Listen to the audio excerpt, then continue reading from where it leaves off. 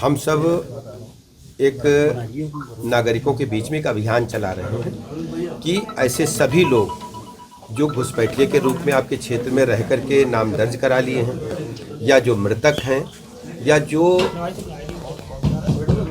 बच्चों के नाम भी बाहुल्य इलाकों में जिनका जहाँ जहाँ बाहुल्य है उन लोगों ने दर्ज करा लिए हैं, 14 साल के, 15 साल के, 11 साल के, ऐसे सभी अवैध मतदाताओं को नाम हम डिलीट कराने के लिए बीएलओ को सूची सौंप रहे हैं। बुधवार को प्रदेश के उप मुख्यमंत्री ब्रजेश पाठक फिरोजाबाद पहुंचे।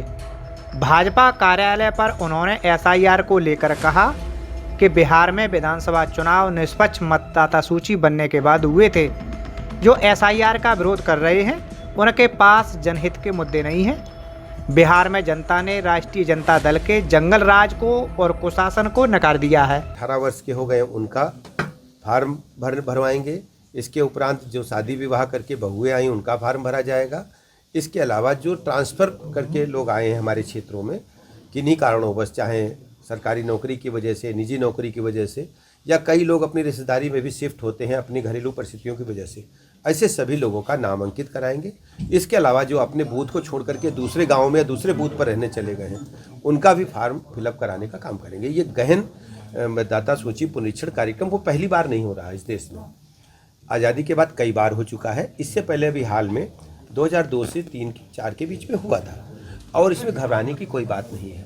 बिहार में शुचितापूर्ण, पारदर्शिता पूर्ण सूची बनने के उपरांत चुनाव हुआ है।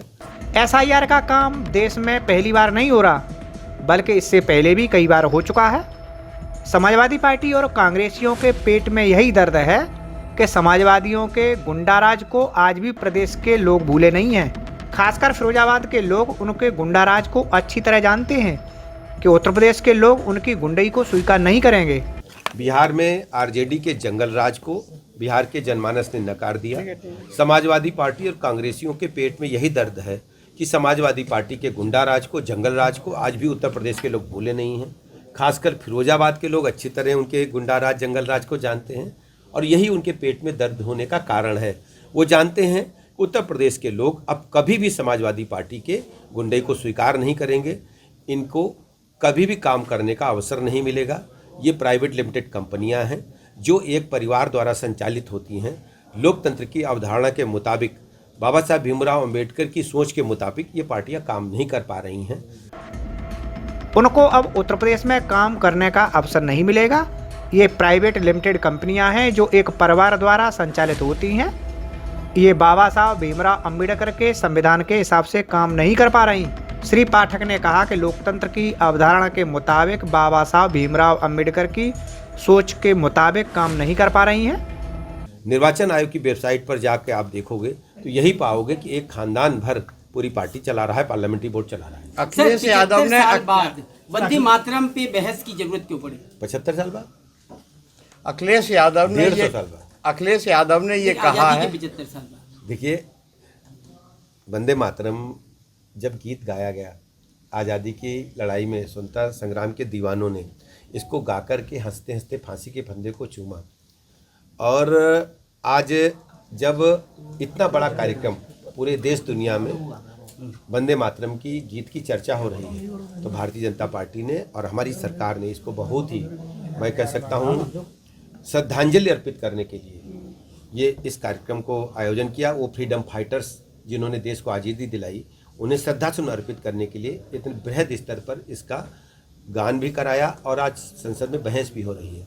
हम सब जानते हैं कि उस समय के तत्कालीन सत्ताधीशों ने, खासकर कांग्रेसियों ने, इसमें कई उपवंतों को छोड़ दिया जो भारत माता के गौरव गाथा का गान करते थे।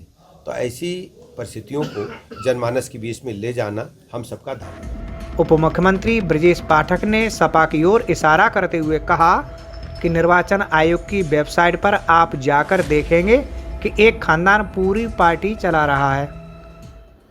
श्री पाठक ने अखिलेश यादव के सवाल पर जवाब देते हुए कहा कि बिहार में अखिलेश और राहुल गांधी स्वयं वहां गए थे, लेकिन किसी भी मतदाता से एक भी शिकायत नहीं मिली।